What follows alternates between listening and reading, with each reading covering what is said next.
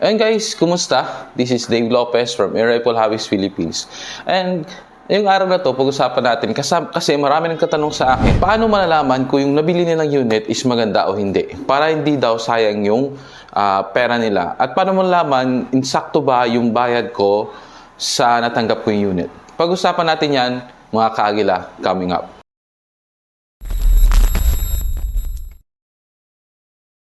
Ngayon lang nagkaroon ng ilaw. So at least nakagawa tayo ng video at makakapag-upload tayo muli.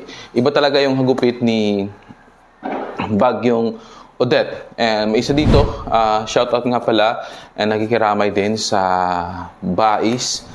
Ayun, na dahil doon sobrang lakas ng bagyo, ay nagkaroon ng high tide sa kanila, natangay yung mga bahay sa gilid ng dagat. Kaya maraming missing, no? Akala nga ng iba, may nakita silang manika doon sa dagat. Yun pala is 3 or 4 na sanggol, 4 na buwang sanggol yung nakita nila. So paikiramay po sa Bagyo Odette, kami din dito, no? Naapektuhan din ng bagyo, marami ding naapektuhan. Tutunan ko, no, spoiler alert, pag meron tayong karagdagan na ideas or mas maganda pa na suggestions, pa-comment na lang sa comment section below. Yung heart, yung sabi ng karamihan, at ako din agree, ng isang unit o laruang dihangin is yung kanyang panumpit. No, thank you kay Joey Cruz for saying that. No, sabi niya sa akin is, Sir Dave, siguro panumpit ba or panungkit? So, for me, parang panumpit yung yung tamang term doon. Okay. Yung panumpit, doon lumalabas yung pellets. So, doon yung heart para sa akin. Especially pag CO2 lang na laruang dihangin, yung ginagamit ninyo. Halimbawa, pag doon, no, yun, gamit na natin. Tapos, yan ay, halimbawa, 25 yards. So, magandang natin, pag bumili tayo, iti-test natin. Maganda pag malapit sa inyo kasi matest nyo. If meron kayong gato, mas maganda yon. Ito yung lamesa, meron kayo dyan pangtali o talian ninyo para na makita ninyo. Pero pag may alam na kayo talaga, so okay lang na gamitan nyo ng scope. Pag wala, or open sight. Yung rear sight is yung malapit sa atin. Ito yung scope. After ng scope doon, yung rear sight. Yung sa dulo ng panumpit natin, yun ang front sight. Okay? Thank you kay Sir Yao and sa iba pa. Ating kong nakakaligtaan. But anyways, yun. Check nyo muna yung accuracy. Kasi yung heart ng unit natin, usually yung CO2. Pag-usapan natin siguro yung CO2. Kasi ito yung most na request. Is yung heart talaga, is yung panumpit. So, pag meron kayong gato sa akin, napakadali lang mag-zero. Hindi na ako naubusan ng pellets kasi igato ko siya dito sa amin. 20 yards pwede, no? Sa labas ng bahay. So, 20 yards, ilagay ko siya doon. Igato ko siya. Especially pag nakakulata ka na kahoy, ang dali lang. So, first shot, pa. Second shot, isa na lang siya. Follow-up shot para malaman mo na maganda yung tama. Adjust ako doon sa aking scope, windage and elevation. Kung saan tumatama, adjust lang yun. No? Pag front sight and rear sight naman ng gamit, adjust ko na rin. May adjustment na. Lalo na yung Nimrod and arm score. May mga ganun sila. Halimbawa, ganun na. No? Okay. Maganda yung tama niya. So, ibig sabihin, Sir Dave, pag halimbawa, nilagay ko siya sa gato or marunong ako. Usually, pagbaguhan, ito yung pagbaguhan. Tinali ko siya sa kahoy, lagyan ko siya ng scope or may kasama ng scope. Pag tinira mo sa 20 yards na lang, at least 20 yards, pag mayroong available sa inyo, or 15, sabihin na natin, pag nag-iba-iba yung tama niya, hindi siya pasok sa 25 cents, mayroon tayong concern doon. Ibig sabihin, may concern yung unit. Kaya napakahalaga na check natin. No? Sa tuwing 15 yards, ano lang yan 15 cents or bullet to bullet. Ayan, ko na yan, subok ko na yan. Pag piso yung tama, ibig sabihin may concern. Maraming factor kasi. Pag tatanungin nyo yung mga eksperto, marami sila. Hindi po na ibig sabihin na may problema agad sa panumpit. So marami yan. Halimbawa, sasabihin nila na may concern sa pellet. No? Baka hindi hiyang yung panumpit mo doon sa pellet na ginagamit mo. Super Zero, Strike, marami na yung lumalabas or imported na mga pellets. So, at least mag-try tayo ng local. Kung local lang naman na mga segunda mano na mga unit, yung binili mo or bibilhin mo pa lang.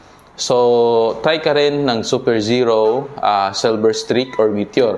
Try mo yung tatlo na yon. Pag sa 15 yards or meters na yung tama niya is hindi pasok sa 25 cents or bullet to bullet, mas mainam na huwag mo nang bilhin pag wala tayong alam.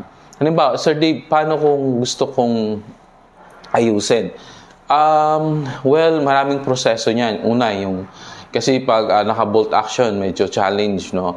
Pag hammer type, okay lang. Kasi, halimbawa, yung chambering, pag segunda mano, dapat ano yan eh. Ibig sabihin nun, gusto ko sabihin na ano bang term doon.